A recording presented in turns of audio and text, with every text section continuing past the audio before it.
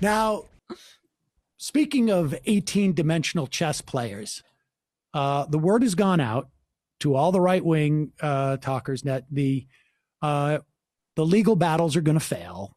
All the big law firms are starting to pull out. They're realizing like they're making asses of themselves. And I say this as someone who firmly believes that every single person who is charged with a crime, regardless of without even contemplating their guilt or innocence, deserves a defense attorney.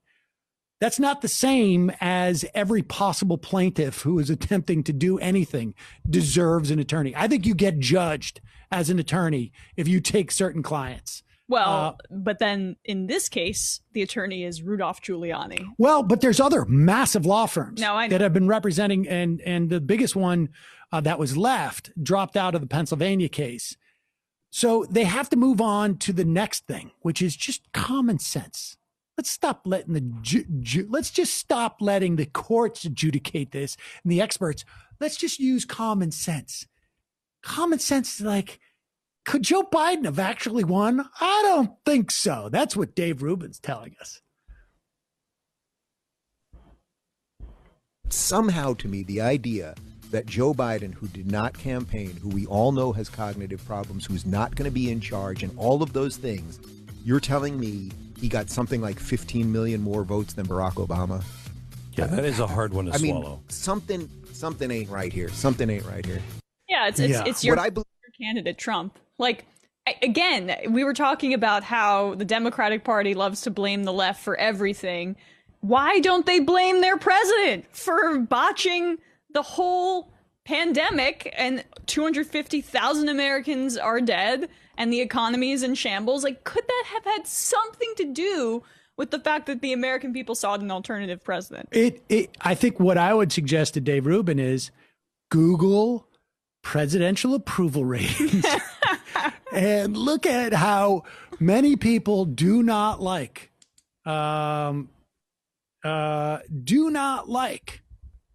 Donald Trump. Is there more, Rubin?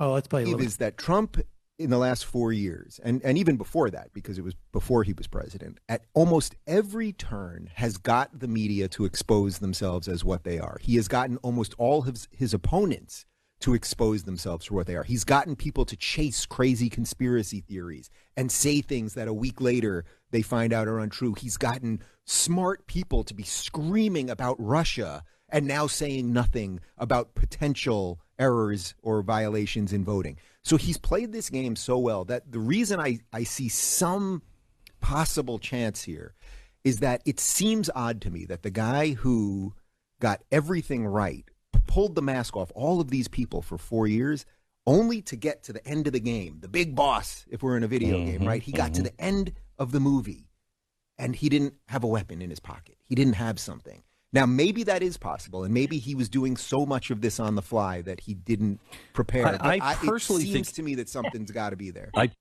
Oops, that time where you think you're genius turns out to be just an idiot. Yeah.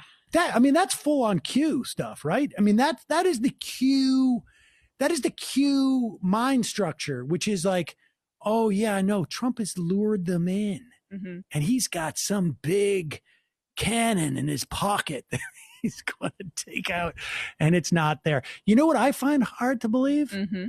Dave Rubin is one of the dumbest people I think I've ever come across. Certainly. In public life, who is in a position of explaining phenomena to people. I've come across a lot of dumb people who are very famous. He doesn't even believe it. But he doesn't. You don't think he believes anything you say? I mean, he's gotten to believe some of it, but God, the grift is so open. I mean, he's just so openly cashing in. I find it hard to believe he's doing this well.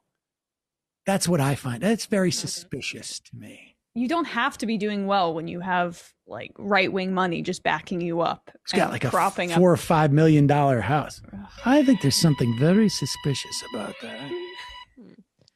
I don't know. I think he believes in it the way a lot of people believe in astrology. You know, it's like, oh yeah, it'd be fun to believe in that. This is a game to me. I think that's right. Right. Well, that's a great point, because there's no emotional connection to it. That's what happens when you really divorce all consequences from politics, and it just becomes about yourself and narratives and personalities, and he doesn't care about outcomes. It's just about selling books and outrage. Yes, that is also that's like the Tim Pool formula too. He doesn't. Tim Pool really doesn't. Although Tim Pool, I think, is actually smarter than Dave Rubin from a business sense. I think Tim Pool just is like, oh, this works, and he's really he's raking in the dough.